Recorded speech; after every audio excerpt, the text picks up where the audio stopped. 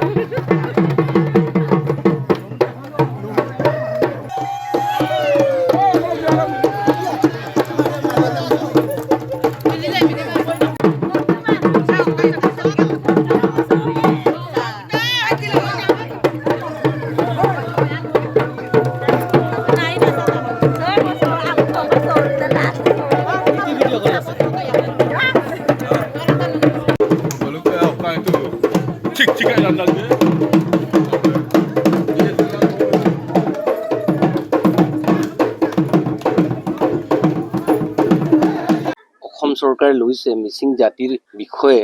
এটা ঐতিহাসিক সিদ্ধান্ত আৰু এই শলাগ ল'বলগীয়া বিষয় আৰু আজি মিচিং গোটেই আমাৰ য'ত মিচিংসকল আছে সেইসকলে আজি লিলেণ্ড আজি লিগাং হৈছিলে আমাৰ যোৱা বুধবাৰে আৰু 5 দিনৰ পিছতে লিলেণ্ড বুলি কয় আজি ইয়াতে লিলেণ্ড কাৰ্যসূচীও আমি জ্যেষ্ঠসকলক লৈ গোটেই এই অঞ্চলৰ জ্যেষ্ঠসকলক লৈ আমি লিলেণ্ড কাৰ্যসূচী লৈছোঁ 5 দিন আমি কেঁচা মাছ মাংস ইয়াতে খোৱা নাই আজিৰ পৰাহে আমি কেঁচা মাছ মাংস খাব পাৰিব আৰু সেইটোৰ কাৰণে আজি লিলেণ্ড বুলি আমি ইয়াতে সকলো জ্যেষ্ঠসকলকো আমি সম্বৰ্ধনা জনাইছোঁ আৰু আমাৰ পৰ আপং আৰু পানীৰে আমি আজি ইয়াতে ছিটিয়াই শুদ্ধ কৰি আজিৰ পৰা যেন আমি কাম ক'ৰবাত যদিও কাম কৰিবলগীয়াখিনি কাম কৰিবলৈ যাবগৈ বা ক'ৰবাত আমাৰ হাল কোৰ কিবা আৰম্ভ কৰিব লাগে আৰু আজিৰ পৰা আৰু সকলোৱে নিজৰ নিজৰ দায়িত্ব পালন কৰিব সেই দিনটোতে আজি প্ৰথম দিনাই যদি আমাৰ মুখ্যমন্ত্ৰী আৰু শিক্ষামন্ত্ৰী ডাঙৰীয়াই যিটো পদক্ষেপ গ্ৰহণ কৰিলে সেইটোতো আৰু ক'বলৈ নাই আৰু তাতকৈ আৰু প্ৰকৃত মিচিং জাতিৰ কোনো সিদ্ধান্তই হ'ব নোৱাৰে 200খন স্কুল যে আমাৰ এতিয়া প্ৰাথমিক পৰ্যায়ত নিজৰ ভাষাক পঢ়াবৰ কাৰণে এটা সুবিধা দিছে আজি TMPK MMK মিমে কেবাং আগম কেবাং বানে কেবাং দীৰ্ঘ কেবাং গোটেই মিচিং সমাজে আজি ক'বলৈ গ'লে 53 ইয়াৰ্ছ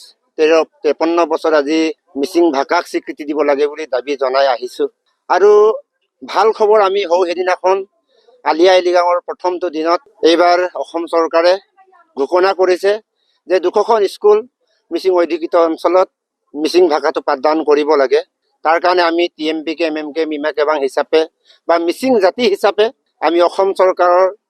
সন্মানীয় মুখ্যমন্ত্ৰী ডক্টৰ হিমন্ত বিশ্ব শৰ্মা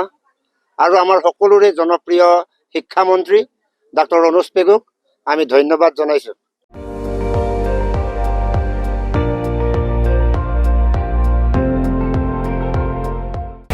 আপুনি চাই আছে ND24 সৰ্বশ্ৰেষ্ঠ নহয় সৰ্বোত্তমৰ দৌৰত